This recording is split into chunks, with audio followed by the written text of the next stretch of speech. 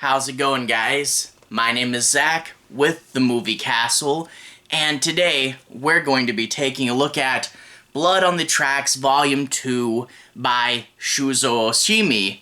And once again, a very, very creepy book.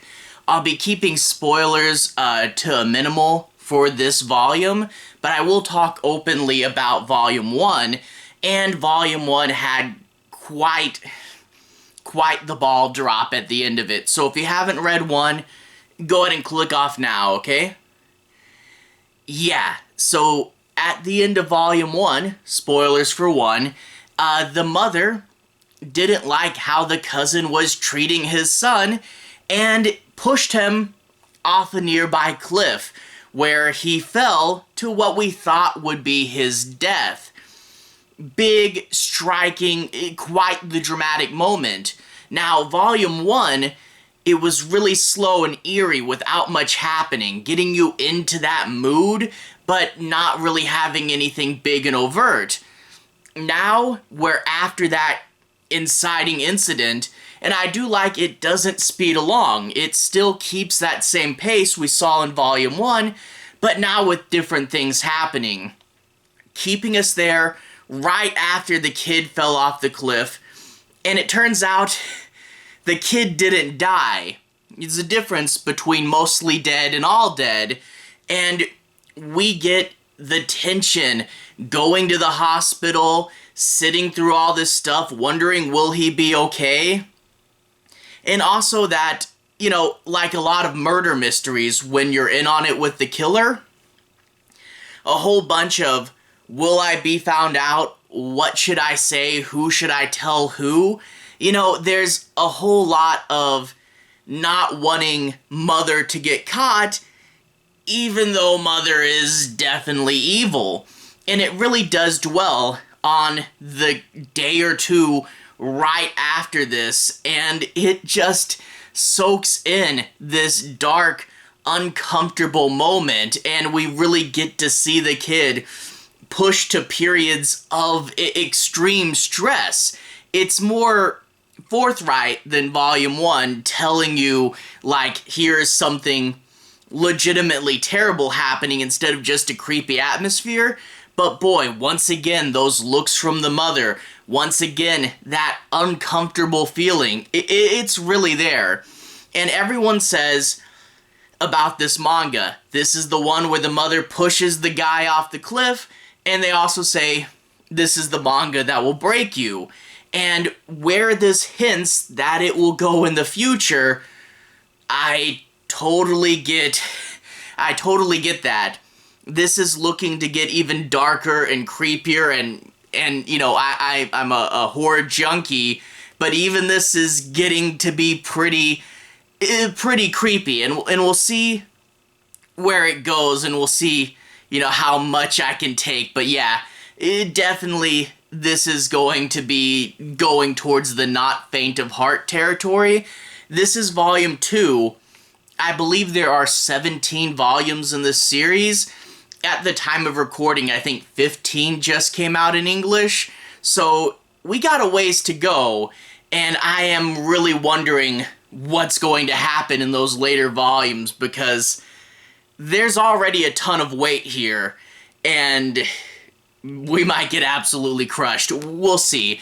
Anyway, if you guys want to see a little bit more of the story and a little more specifics, I'll go to the close-up camera. I'll show you guys a few of the scenes. Again, I'll try to be avoiding too heavy of spoilers, but I'll show you guys a few scenes, a little bit of the story, a little bit of the art, and do a little bit further, more in-depth analysis. So if you guys want to see more, let's go and switch to the close-up camera. Alright, here we are inside the castle, taking a closer look at Blood on the Tracks, Volume 2. Once again, another beautiful watercolor painting. Hem and the mom reading a storybook this time around, and as with last time, the painting wraps around the spine, and if we flip it to the back, we can see the date and the little toy dog there. And I also like the description is pretty vague in case someone who hasn't read Volume 1 sees this. Just says that Mother has done the unthinkable and he has to decide if he's going to be complicit, but also before he can regain his sense of self, which I think is a great way to put it, because really having someone like this have influence over you, at such a young age, how much is really your doing and how much is that influence? It is really crazy, but it hints at a further shocking act to come. Anyway, $12.99 US, published by Vertical, and the website is for Kodansha Comics. Anyway, if we crack it open, we get Blood on the Tracks Volume 2 by Shuzo Oshimi, and we get the table of contents. We get chapters 8 through 15 this time around, and there's the pages proper. Now, I will say, when we get into this, I'm going to try to be avoiding major spoilers. I'll glance around the book, but I'll try to avoid too much from later on. And yeah, I'll just do a quick analysis and a little bit of a scan of a few scenes, but no major spoilers for this volume. Again, talking openly about Volume 1, though. But I do like we stay very much in the moment. We come back, we're still right there on top of the cliff, and the kid is still freaking out. I do like how it doesn't gloss over this part. Part 1 moved very slowly, and in turn, we're not gonna, once we get to the action, just zoom past it. We're gonna say, hey, they're still on the top of the cliff, they're still there, they're still in the moment, and we're going to see every minute of this awkward and painful scene.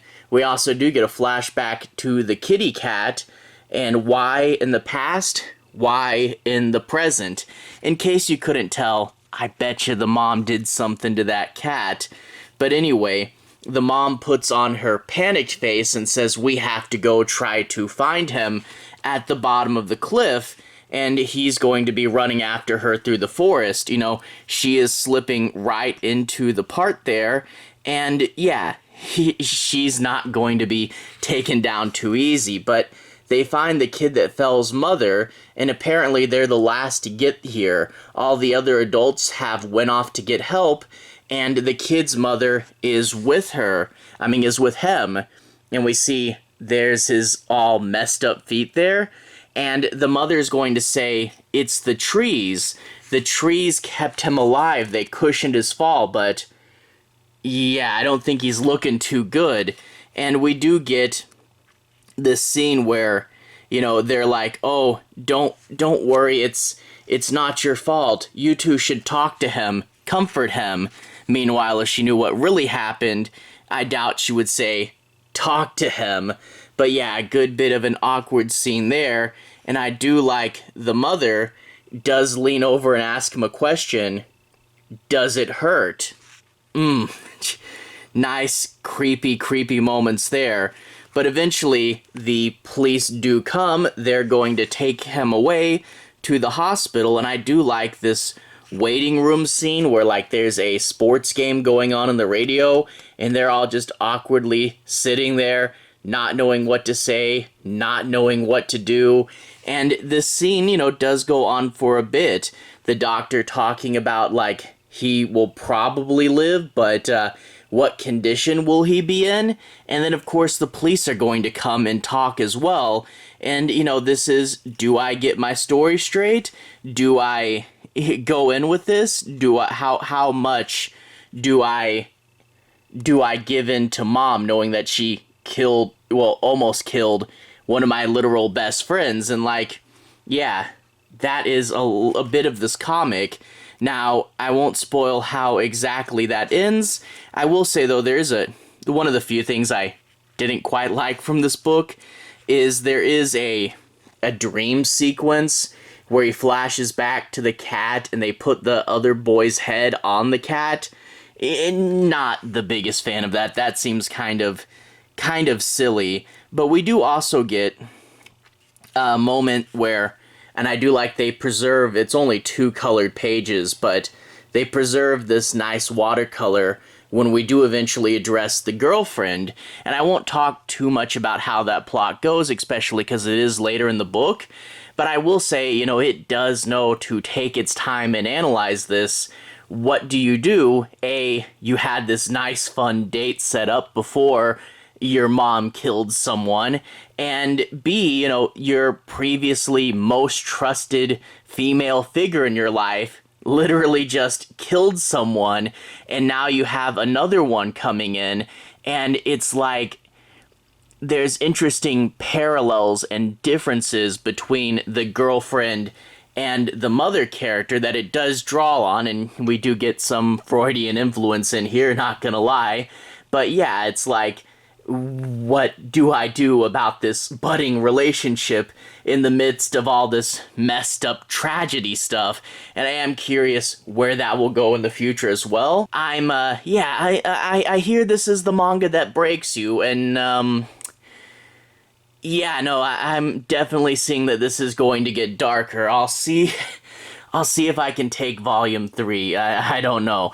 Anyway, to everyone who's watched so far, thank you for watching. To everyone who's liked and subscribed, thank you. You really are helping the channel out. I'll leave a relevant playlist on the bottom. This should be my manga playlist, where you can find my review for volume 1, as well as more upbeat things like Chainsaw Man, and I've covered a lot of Junji Ito as well. Anyway, have a good day. I'll see you guys again very, very soon. Relevant playlist on the bottom. Have a good day now.